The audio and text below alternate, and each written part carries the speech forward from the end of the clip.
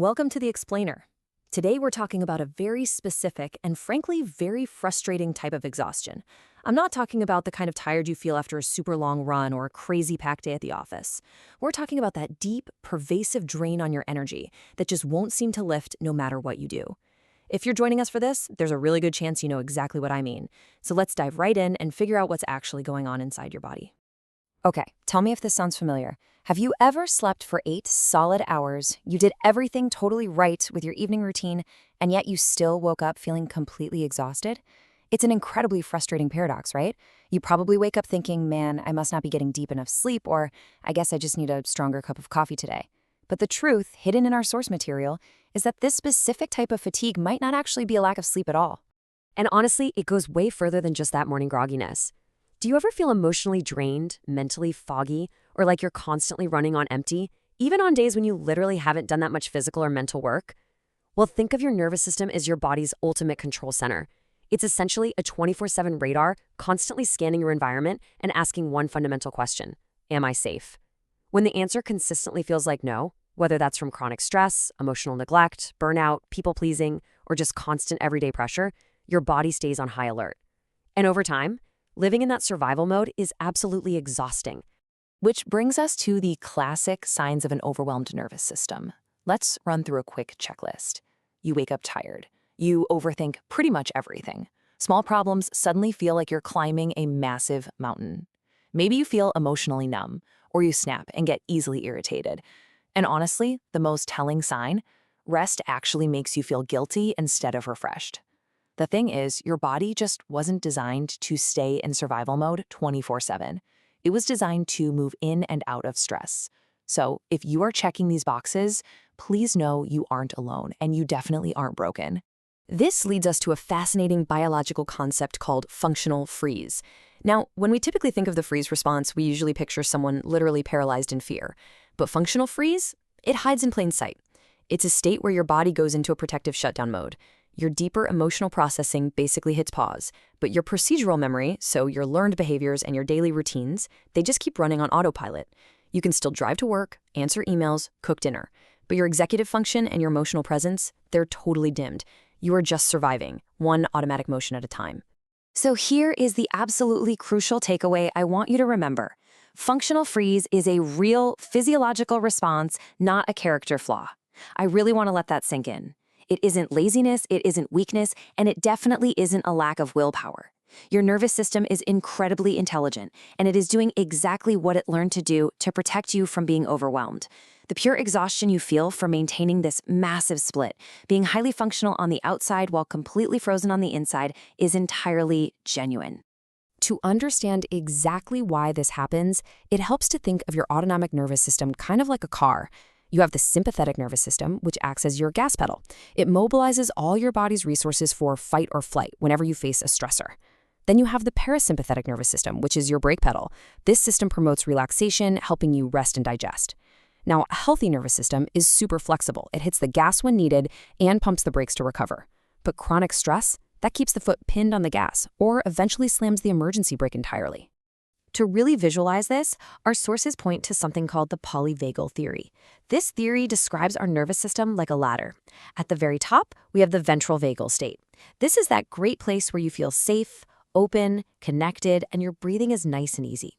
But when danger appears, we drop down a rung to the sympathetic state. That's fight or flight. Your heart races, your muscles tense up. But if fighting won't work and fleeing isn't possible, we drop all the way to the very bottom rung, the dorsal vagal state. This is freeze and shut down. Your body conserves energy by slowing absolutely everything down, leaving you feeling heavy, numb, and totally foggy. So how do we end up stuck at the very bottom of that ladder anyway? Well, often it's a quiet, slow drain. Take the people-pleasing battery drain, for example. Your physical and mental energy is finite.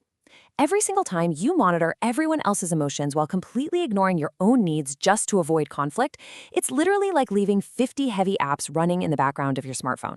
Over months and years, this constant background drain causes your system to completely crash, essentially forcing your body to isolate and freeze just to finally get a break.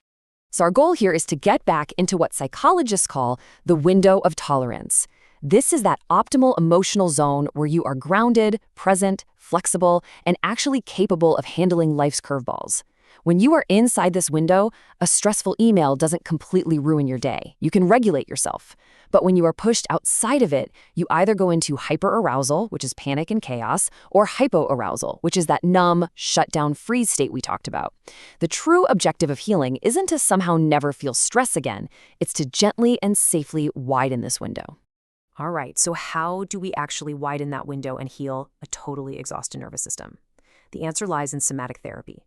These are body-first practices. You see, your nervous system stores the residue of stressful experiences as physical patterns, like shoulder tension, shallow breathing, or constantly bracing yourself, long after the actual event has passed. You simply cannot just think or talk your way out of it because those patterns live in your physical body. We have to use sensory, body-based exercises to send new signals of safety directly through those exact same biological pathways. Let's look at a highly effective tool you can literally use right now, the 5-4-3-2-1 grounding method. This is absolutely perfect for when you're feeling anxious, wired, or like you're spinning out of control.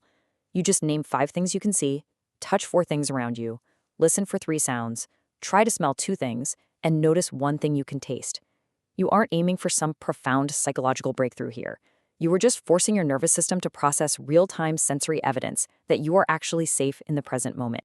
But what if you are in that flat, numb, functional freeze state? In that case, you need to gently activate your vagus nerve to bring yourself back online. You can do this by humming your favorite song for about 30 to 60 seconds, gargling some water, or even making a slow, steady bee buzz sound. Splashing cold water on your face also works as a fantastic hard reset. Yes, you might look or sound a little bit ridiculous doing it, but the biology proves it drastically lowers your stress index almost instantly. We also need to actively release the armor our body builds up over time. Try somatic orienting, which is really just sitting calmly and letting your eyes slowly scan the room to signal safety to your brain. Or try quick squeeze and release, tensing your muscles for a few seconds and letting go. Breathwork is huge here too, especially extending your exhales to be longer than your inhales. Try breathing in for 4 seconds and out for 6. And crucially, if you want your nervous system to ever relax, you have to limit the constant scrolling and information overload that keeps your brain on permanent high alert. Never underestimate the power of your environment either. Something as simple as stepping outside can drastically shift your state. This is known as grounding or earthing. Spending time in nature actively lowers your blood pressure, your heart rate, and drops your cortisol levels. Pair this with moving your body every single day, even if it's just a short, easy walk, and you have a completely free, incredibly powerful way to signal to your body that the threat has passed.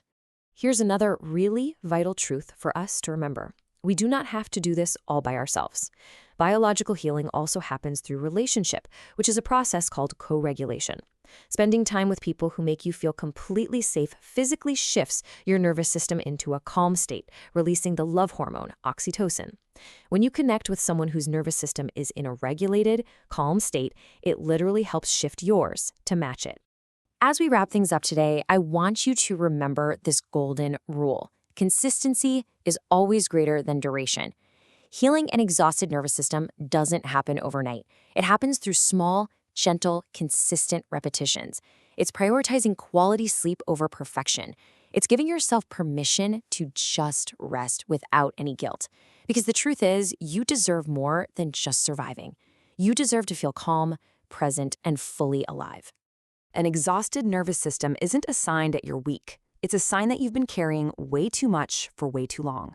So I want to leave you with this question to think about. Have you ever felt emotionally exhausted even when you couldn't fully explain why? Has diving into this explainer helped you understand your own functional freeze? Please jump into the comments and share your experience below.